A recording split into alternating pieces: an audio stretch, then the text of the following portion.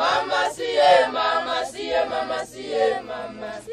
Mama siye, mama siye, mama siye, mama. Never mind the last time. I was number one. Never mind the last time. I was number one. I'm Gail Hughes. I was in Lesotho from 1970 to 72, in Mafeking at Masinkle High School and Bareng High School, secondary school. I remember the spectacular views, going especially into the mountains, and looking through the photos and the book with photos over at the Lesotho desk over there. It really brings back memories of how really gorgeous it is, just breathtaking. So it took my breath away.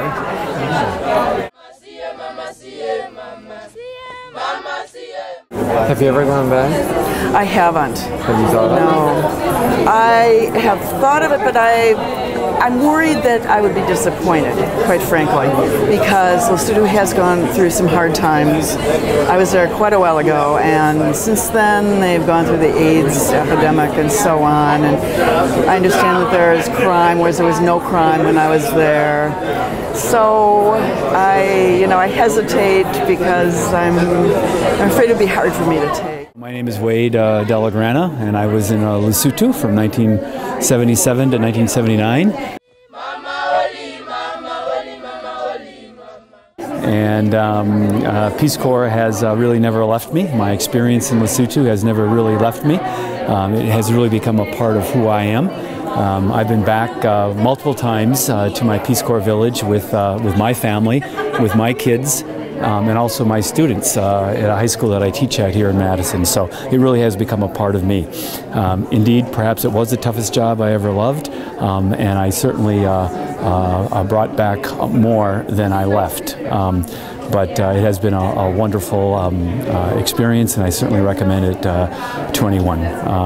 It really is a door in which one can see the entire world and the diversity of the world in which we live. So, Peace Corps, it has really become a part of me, and I loved it. Okay.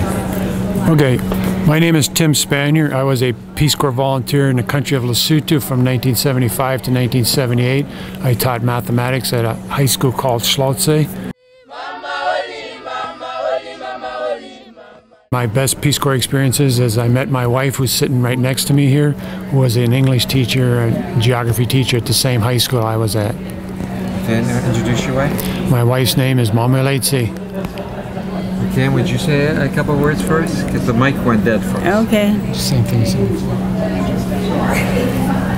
Hi, my name is Mameletse, and I love Peace Corps because it was through that I met my husband, Tim, here. Okay, thank you. I was Yvonne Safwat.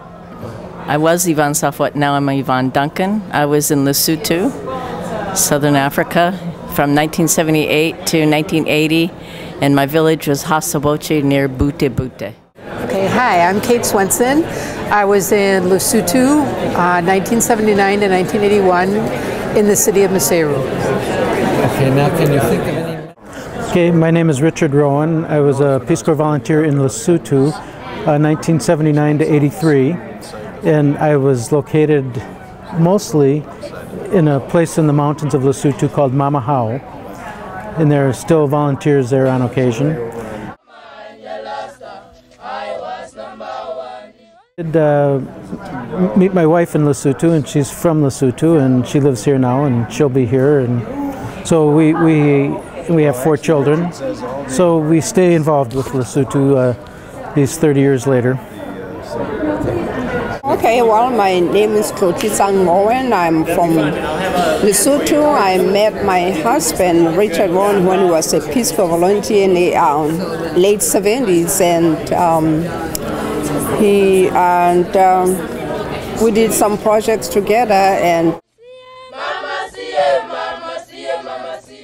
well, there were village projects, and also I was working for a school that he helped with. And that's how we met, and we came to the U.S.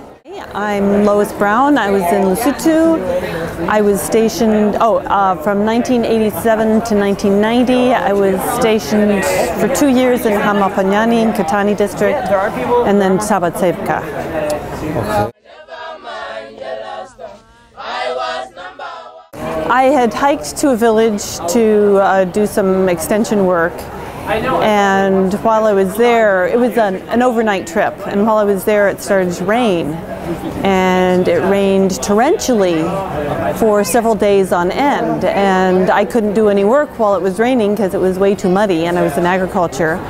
And so I was starting to go stir crazy, and after about 3 days it looked like the rain was ending, and I declared that I was going to go home. And they said, oh no, you can't go home because the river that you have to cross is flooded. And I said, well, I'll find out if it's flooded when I get there. And but they said, oh no, you can't do that because, and I said, if it's flooded, I'll just stay in the village there until the flood comes down. And they said, oh no, you can't stay in that village because there are cannibals in that village. And I looked at them, it was like, I'm not sure whether to believe this or not, but they continued to insist that there were cannibals in that village. And I continued to insist that I was going to go home. And finally they said, well, if you insist on going home, we'll send you an escort on a horse. And we'll send you a letter to the chief of that village who's our relative. And so at that point I figured that there weren't really cannibals in that village. But anyway, it was really funny because I'd heard all this business about Basotho ponies being really nimble on the steep narrow trails. Well, it turns out that this pony was slipping and sliding all over the place. And I was never comfortable on a horse, so I insisted on walking. But the rider escort had my backpack, and eventually he was slipping and sliding so badly that he gave me my backpack back. And he was still having a hard time keeping up on me. So I decided, you know, the human foot is really better adapted to some things. Maybe the horse was nimble without a rider, but anyway, we got to the village, and sure enough, the river was in flood, but not too badly, so I decided I'd just swim across. But I knew I couldn't swim across with my backpack. And the horseman said, well, he could ride the horse across to ferry my backpack across. And so I swam across with no problem at all, though everybody thought that was quite a spectacle because they weren't used to seeing people swim.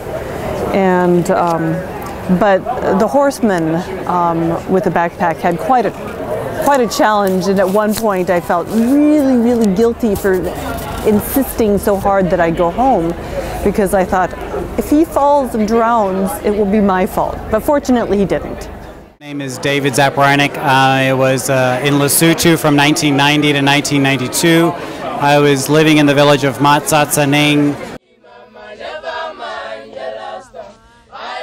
and I was working in the School Self-Reliance Project, so I went to 5 primary schools, 1 school each day, and I had a great time, and it was one of the best things I've done with my life. My name is Karen Lindquist, and I served in the Peace Corps for 5 years.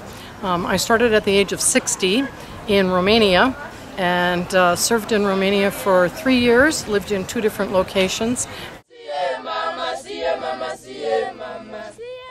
And I then started service in Lesotho, a small mountain kingdom surrounded by the country, landlocked by the country of South Africa.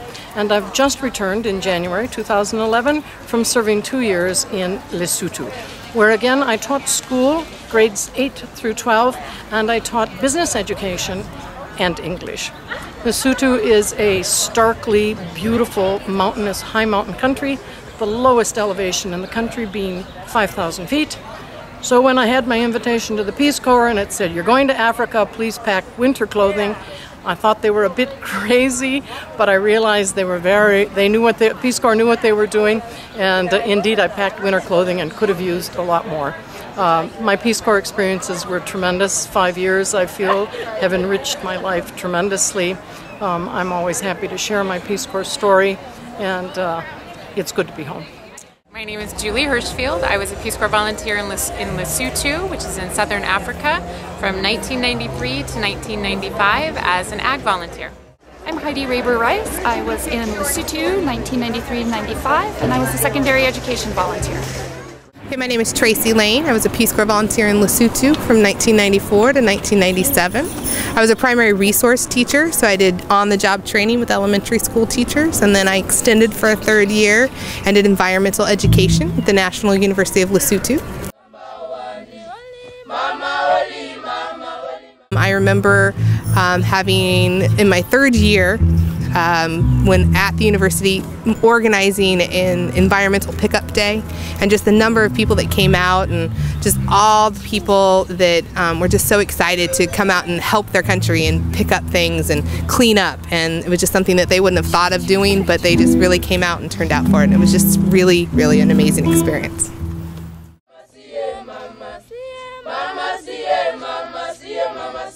Mama,